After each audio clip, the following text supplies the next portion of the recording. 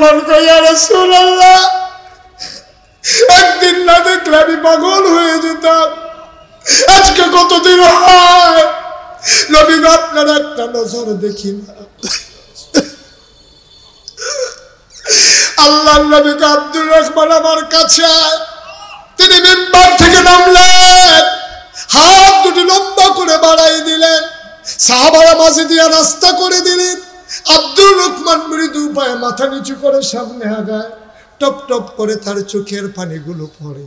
আল্লাহর নবী হাত বাড়িয়ে দিলেন, আব্দুর রহমান লাফ দিয়া নবীর বুকের মাঝে পড়ে গেলেন। নবী শক্ত করে ধরলেন, আব্দুর রহমানও নবীকে ধরলেন। আব্দুর রহমান নাক ঘষতেছে নবীর বুক মোবারকে, ঘষে ঘষে নবীর গায়ের জান্নাতি গন্ধ নিতেছে। নবীজি আবু বকর সিদ্দিক লইয়া বাড়িছে, বাড়িয়া যাওয়ানোর কথা মদিনার দিকে, উনি গেছে উল্টা দিকে। কত বড় বিজ্ঞানী, কত বড় দার্শনিক, কত বড় সমরবিদ, কত বড় জ্ঞানী মানুষ আমার নবী। ওরা জানে নবীকে খুঁজে না পাইলে মদিনার রাস্তায় খুঁজবে, এই জন্য তিনি হাঁটা দিলেন উল্টা দিকে। তিনি সাউর গুহায় থাকলেন। সাউর গুহার কিনারে যাওয়ার পরে পূর্ব আকাশে সূর্য হাসতেছে, ফকফকা আলু হয়ে যাচ্ছে। আবু বকর সিদ্দিক ডাক দিয়া কয়, ইয়া রাসূলুল্লাহ সূর্য যদি উঠে যায় তাইলে তো আমরা ধরা পড়ে যাব, এখন কি করা? নবীজি বললেন, নো টেনশন, ওয়ালা তাহিনু ওয়ালা তাহজানু ওয়া আনতুমুল আ'লাউনা ইন কুনতুম মুমিনিন। কোনো পেরেশানি নাই, কোনো চিন্তা নাই, আল্লাহ আছেন। মুমিন যদি হই সফল কাম হবই হব, ঠিক কি না বলেন? নবীজি গিয়া দেখে সুন্দর একটা গুহা। নবী ঢুকতে চাইলেন, আবু বকর সিদ্দিক বললেন, গুস্তাখি মাফ কর দিজিয়ে, ইয়া রাসূলুল্লাহ আপনি ঢুকবেন না। সুবহানাল্লাহ বলবেন না? আল্লাহর নবী কয়, আবু বকর কেন ঢুকবো না? কয় পাহাড়ি গুহা, সাপ থাকতে পারে, বিচ্ছু থাকতে পারে, আপনারে যদি কামড়ে দেয় এই জন্য আপনি আগে ঢুকবেন না, আমি ঢুকবো। আল্লাহ নবী কয়, তোমারে কামড়াবে না, আমারে কামড়াবে। কি মায়া নবীর! আল্লাহ কোরআনে কয়, ফাবিমা রাহমাতিন মিনাল্লাহি লিনতা লাহুম ওয়ালাউ কুনতা ফাজ্জান গালিজাল কলব লানফাদ্দু মিন হাওলিক ফাআফু আনহুম ওয়াস্তাগফির লাহুম ওয়াশাবিরহুম ফিল আমর ফাইজা আযামতা ফাতাওয়াক্কাল আলাল্লাহ ইন্নাল্লাহা ইউহিব্বুল মুতাওয়াক্কিলিন। কি মায়া নবীর! নবী ডাক ডাক, আবু বকর আমি গুহায় ঢুকলে সাপ কামড়াবে, তুমি ঢুকলে কামড়াবে না। আবু বকর দাঁড়িয়ে গেলেন, চোখের পানি ছেড়ে দিয়ে কাঁদতেছেন। ডাক দিয়া কই, ইয়া রাসূলুল্লাহ, ইয়া হাবিবাল্লাহ, আমি আবু বকর যদি গুহায় ঢুকি, সাপ যদি কামড়ে দেয়, আমি যদি মরে যাই, ইসলামের কোনো ক্ষতি হবে না। নবী গো, আপনার যদি কিচ্ছু হয় তাইলে এই দুনিয়াতে ইসলাম থাকবে না।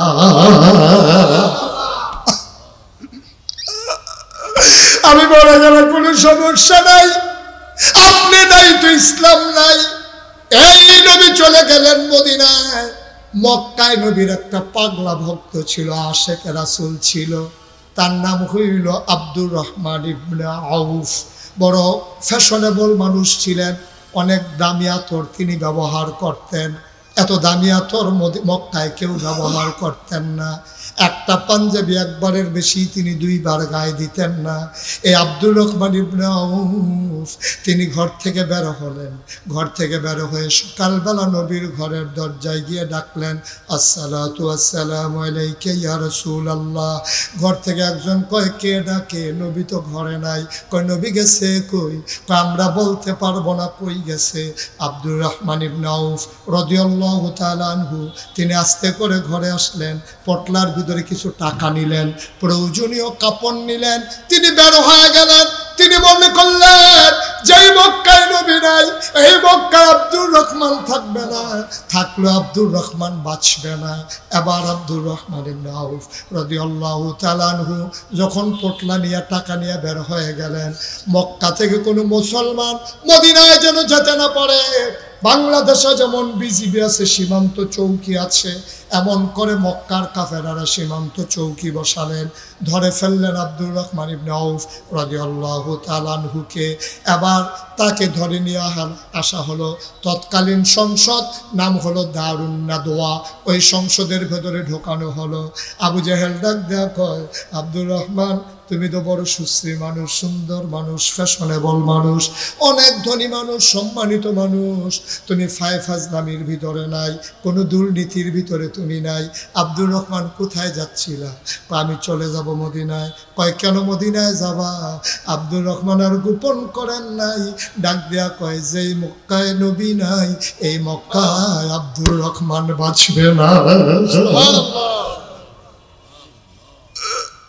প্রতিদিন সকালে একবার, বিকালে একবার নবীকে না দেখলেও স্থির হয়ে যায়, ভাই আমারে ছেড়ে দাও, আমার খেজুরের বাগানগুলো তোমরা নিয়ে নাও, আমার পানির কূপ নিয়ে নাও, বাড়ি নাও, ঘর নাও, আমার ব্যবসা নাও, আমাকে ছেড়ে দাও।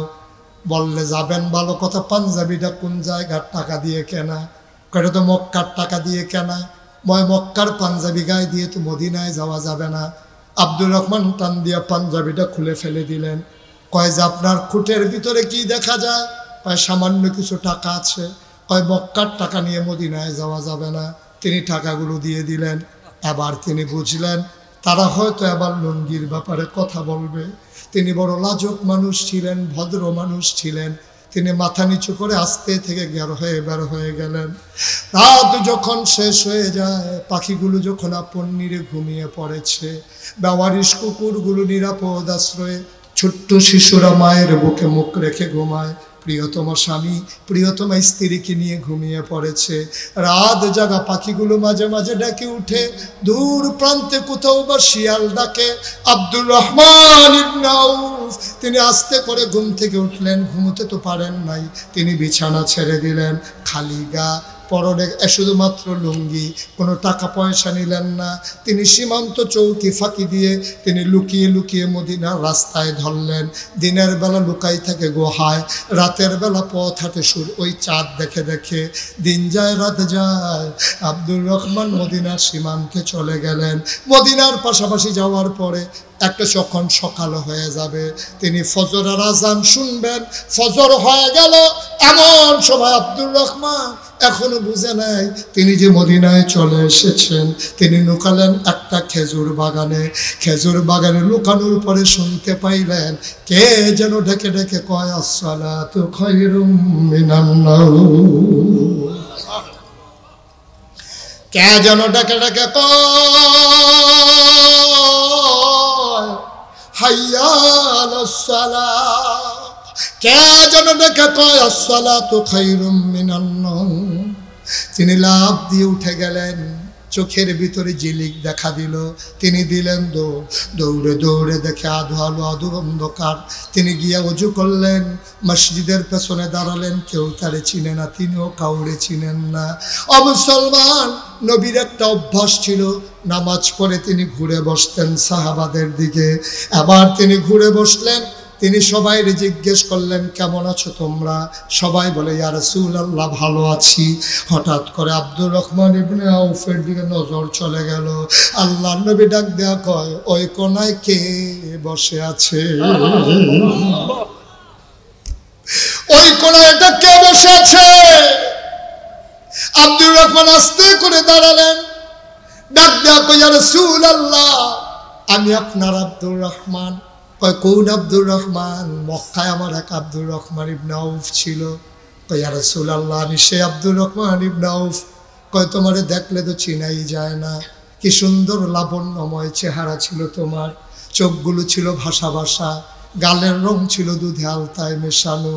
আব্দুর রহমানকে চুলগুলো ছিল তোর কেমন হালকা হালকা কোকড়ানো, দাড়িগুলো ছিল কি সুন্দর প্রলম্বিত, এ তোর কেমন নমুনা হয়ে গেছে, চোখগুলো গড়তে চলে গেছে, গালের হাড্ডি ভেসে গেছে। আব্দুর রহমান রে, তোর চুলগুলো উস্কো খুস্কো, দাড়িগুলো এলোমেলো, তোর গায়ের পাজরের হাড্ডিগুলো দেখা যায়, কে তোরে এমন বানাইলো? আব্দুর রহমান ডাক দেয়া কই, ইয়া রাসূলুল্লাহ আমার ইসলাম এমন বানাই দিছে।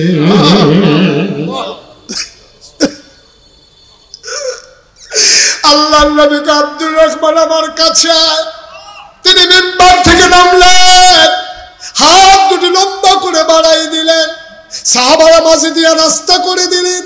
আব্দুর রহমান মৃদু পায়ে মাথা নিচু করে সামনে আগায়, টপ টপ করে তার চোখের পানিগুলো পড়ে।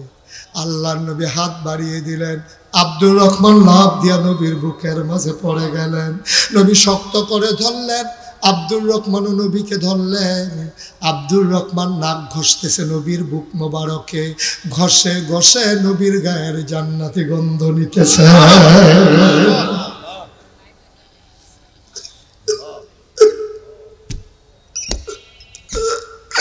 আব্দুর রহমান কই, ইয়া রাসূলুল্লাহ, একদিন না দেখলে আমি পাগল হয়ে যেতাম, আজকে কতদিন হয় নবী গো আপনার একটা নজর দেখি না, আপনাকে একটা পলক দেখি না। আব্দুর রহমান নবীরে ছাড়ে না, নবী আব্দুর রহমানকে ছাড়ে না। নবীও কান্দে, আব্দুর রহমানও কান্দে। এবার আব্দুর রহমান আস্তে করে নবীকে ছেড়ে দিলেন। আল্লাহর নবী কয়, আব্দুর রহমান তুই তো অনেক শুকিয়ে গেছস। আব্দুর রহমান কয়, বেঁচে তো আছি এখনো তো মরে যাই নাই। ওরা আমার পাঞ্জাবিটা খুলে রেখে দিছে, ওরা আমার টাকাগুলো কেড়ে নিয়েছে। ইয়া রাসূলুল্লাহ, আমি কি অপরাধ করেছিলাম? আমি তো কোনোদিন মক্কার কোনো মানুষকে একটা ধমক দিয়া কথা বলি নাই, কোনোদিন কারো উপরে আঘাত করি নাই। কেউ সাহায্যের জন্য এসেছে, আমি আব্দুর রহমান ইবনে আউফ কাউকে খালি হাতে ফিরাই নাই। কত বিধবা মায়ের কন্যার বিয়ে দিয়েছি, আমি কত অসহায় মানুষের পাশে দাঁড়িয়েছি, মানুষগুলোর জন্য কত কষ্ট করেছি। আর এই মানুষগুলো আজকে আমাকে তাড়িয়ে দিল। আমার অপরাধটা কি নবী? আমি কি কারো জুলুম করেছিলাম, অন্যায় করেছিলাম? আমার অপরাধটা কি ছিল? আল্লাহর নবী আব্দুর রহমানের দিকে তাকাইয়া চোখের পানি ছেড়ে দিলেন। আব্দুর রহমান রে, তুই মক্কা ছেড়ে মদিনায় চলে আসছস, আমারও তো বাড়ি মক্কায়, আমার জন্ম মক্কায়, আমার শৈশব মক্কায়, আমার কৈশোর মক্কায়, আমার তারুণ্য মক্কায়, আমার যৌবন মক্কায়। আমি বিয়ে করলাম মক্কায়, নিজের বাড়ি মক্কায়, শ্বশুর বাড়ি মক্কায়, মেয়ে বিয়ে দিলাম মক্কায়, বেয়াইর বাড়ি মক্কায়, মেল দরবার করলাম মক্কায়, ব্যবসা করলাম মক্কায়, লেনদেন করলাম মক্কায়, সব আমার মক্কায়। আমি থাকতে পারলাম না মক্কায়। আমিও তো মক্কায় থাকতে পারি নাই। তুই জানতে চাস তোর কি অপরাধ? তোর যে অপরাধ আমারও তো সেই একই অপরাধ। আমরা তো সবাই সম অপরাধী, আমাদের কারো আলাদা কোনো অপরাধ নাই। ইয়া রাসূলুল্লাহ, আমরা কি অপরাধ করেছি? আল্লাহর নবী ডাক ডাক, আব্দুর রহমান তোর দুনিয়াবি কোনো অপরাধ নাই, তোর অপরাধ শুধু একটা। ওয়ামা নাকামু মিনহুম ইল্লা আইয়ুমিনু বিল্লাহিল আজিজিল হামিদ। আমাদের সবার একটাই অপরাধ, আমরা মহাপরাক্রমশালী এক আল্লাহর উপরে ঈমান এনেছি, ঠিক কিনা? এই অপরাধে শতকরা 92 জন লোক মুসলমানের দেশে চুর গুন্ডা বদমাইশ ডাকাতগুলো যখন থাকার কথা ছিল জেলখানায়, আমরা খেয়াল করে দেখলাম বাংলাদেশের আলেম ওলামা দিয়ে জেলখানা ভরে গেছে, ঠিক কিনা বলো? যেখানে বদমাইশ চুর ডাকাতেরা জেলখানায় থাকার কথা, সেখানে জেলখানায় স্থান পেল আলেম ওলামারা। মিথ্যা ট্রাইব্যুনাল সাজাইয়া, মিথ্যা সাক্ষী বানাইয়া আল্লাহর জমিনে আল্লাহর দিন যারা কায়েম করতে চায়, অন্যায় ভাবে তাদেরকে ফাঁসি কাস্টে ঝোলানো হয়, ঠিক কিনা বলে? আমরা খেয়াল করে দেখেছি, মৃত্যু তো অনেক ভালো জিনিস। একদিন মৃত্যুর পরে তার আত্মীয় স্বজন মানুষটাকে ভুলে যায়, কিন্তু যেই মানুষটাকে গুম করা হলো তার মা জানে না এই সন্তান কি বেঁচে আছে না মরে আছে। গুম হওয়া এক সন্তানের মা কেঁদে কেঁদে বলেছে, কেউ যদি আমাকে বলতো আমার ছেলে মারা গেছে, আমার জন্য কতই না ভালো ছিল, কিন্তু যখনই দরজায় কলিং বেল বাজে আমার মনে হয় এই বুঝি আমার খোকা ফিরে এসেছে। কিন্তু আমি তো জানি না আমার খোকা আছে কি নাই। সকালবেলা ঈদের দিনে নতুন জামা পরে বাচ্চা বসে আছে, মা বলে চাচ্চুর সাথে ঈদগাহে যাও, ছেলে বলে না যাব না, বাবা আসলে বাবার আঙ্গুলে ধরে ধরে যাব। ছেলে ঈদগাতে যেতে চায় না, বাবা আসবে তো ছেলে ঈদগাহে যাবে। ছেলে তো জানেই না তার বাবা আছে নাকি নাই। কত নিশ্চিত, কত নির্মম, কত অপরাধ। মুসলমান, এই বাচ্চাগুলা যখন একদিন বড় হয়ে 18 কোটি মানুষের কাছে জবাব চাইবে, সেই দিন মাথা হেট হয়ে যাবে। জবাব দেওয়ার কোনো জবাব আমাদের জানা থাকবে না, ঠিক কিনা? যেই বাচ্চা বাবা আছে না নাই জানে না, একে তিন হয়ে যাওয়া ভালো। যে বাবা মরে গেছে কিছু করার নাই, কিন্তু সে জানে না আছে না নাই, এটা জানেই না সে। এক একজন মানুষের বিরুদ্ধে 100টা মামলা, 150 মামলা, 200 মামলা। এ কেমন নির্মম নির্যাতন। অথচ এই দেশে 92 জন লোক মুসলমান। এই দেশে 92 জন লোক মুসলমান। নামাজ পড়ে না কেন? এই জন্য মামলা হয় নাই। সুদ খায় কেন? এই জন্য মামলা হয় নাই। ঘুষ খায় কেন? এই জন্য মামলা হয় নাই। মামলা হয়েছে ক্ষমতা পাকাপুক্ত করতে গিয়া বিরোধী দলকে দমন করার জন্য, ঠিক কিনা বলো? নির্মমতা, প্রসন্নতা যা ভুলে যাবার নয়। আল্লাহ তাবারক ওয়া তাআলা তোমার জন্য দিন দিলেন ইসলাম, মানুষগুলো যেন অন্ধকার থেকে আলোতে চলে আসে, গোমরাহি থেকে হেদায়েতে চলে আসে। 21শ শতাব্দীর সূচনা লগ্নে আজও যখন মানুষ ধুমড়ে মুচড়ে মরে, আজও যখন মানুষগুলোর স্বাভাবিক মৃত্যুর গ্যারান্টি নাই, এমন বাংলাদেশ যারা বীর যোদ্ধা, মুক্তিযোদ্ধা ছিল, যারা জীবন দিয়েছিল দেশের জন্যে, তারা এই বাংলাদেশের জন্য জীবন দেয় নাই, ঠিক কিনা বলে?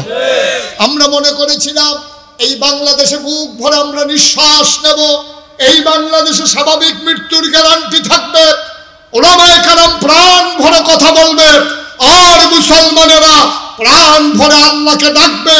এমন সুন্দর ন্যায় বিচার সাম্য মৈত্রীর এক বাংলাদেশ 5ই আগস্টের আগে যারা জীবন দিয়ে বাংলাদেশ উপহার দিয়েছে, মনে রাখা লাগবে, যদি এই বাংলাদেশ আবার আগের বাংলাদেশের মতো হয়, তাহলে শহীদদের সামনে মুখ দেখানোর জায়গা থাকবে না, ঠিক কিনা বলে? যারা জীবন দিয়েছে এই জগদ্দল পাথরকে বিদায় করার জন্যে, মনে রাখা লাগবে, আর অন্যায় নয়, আর অবিচার নয়, আর টেন্ডারবাজি নয়, সিএনজি স্ট্যান্ডে আর চাঁদাবাজি নয়, বাস স্ট্যান্ডে আর চাঁদাবাজি নয়। এখন থেকে ধনী আর গরিবের পার্থক্য থাকবে না। এখানে কেউ রাজা কেউ প্রজা হবে না। এখানে সবাই আমরা ভাই ভাই, ঠিক কিনা বলে? সবাই আমরা ভাই ভাই হয়ে আমাদের জিন্দেগি কাটাতে চাই, এমন করে আমাদের সুন্দর এই পৃথিবী এই ধরনের সাজাতে চাই। বন্ধুগণ, এজন্য যার যার জায়গা থেকে সে কাজে লাগানো। আমি নাগাইশের পীর সাহেব, আমি আমার ক্ষেত্রে কাজ করব। আমাদের বেলাল চিশতি ভাই, তিনি একটা মসজিদের খতিব, এই কথাগুলো বুঝিয়ে বুঝিয়ে মসজিদের মুসল্লিদেরকে তিনি ওইভাবে কাজে লাগাবেন। এইভাবে যার যেখানে অবস্থান আছে, সামাজিক অবস্থান যার যেখানে আছে, তারা সেখানে অবস্থান ভূমিকা রেখে আপনি যিনি এই বাজার সব সরদারি করেন, মেল করেন, আপনি সেখানে ইনসাফ কায়েম করে দেবেন। আপনি যিনি অফিসে বসে অফিস চালান, আপনি ঘুষ খাওয়া বন্ধ করে দেবেন। আপনি দুর্নীতি করবেন না। আপনি কন্ট্রাক্টারি করেন, আপত্তি নাই, কিন্তু রোডের বদলে বাঁশ দিবেন, ঠিক কিনা বলেন? আপনি কন্ট্রাক্টারি করেন, আমার কোনো আপত্তি নাই, কিন্তু রোডের বদলে বাঁশ দেওয়া যাবে না। এই বাংলাদেশকে সুন্দর সুন্দর সোনার বাংলায় আমরা পরিণত করে দিতে চাই। এই লক্ষ্যে বরাবর আলেম ওলামা কাজ করেছে। আপনাদের হয়তো নলেজে নাই, 5ই আগস্টের পরে কুমিল্লা শহরের একটা মন্দির আক্রমণ হতে দেয় নাই ওলামায়ে কেরাম, ঠিক কিনা বলো? আমরা ডিসি সাহেবের সাথে বৈঠক করেছি, আমরা এসপি সাহেবের সাথে কথা বলেছি, সদরের টিউনুর সাথে, ওসির সাথে আমরা কথা বলেছি। আমরা তাদেরকে এনশিওর করেছি যে কুমিল্লা শহর আলেমের শহর, মাদ্রাসার শহর, এই শহর নিয়ে আপনাদের টেনশন দরকার নাই। কোনো একটা মন্দিরে একটা ফুলের টোকাও পড়বে না।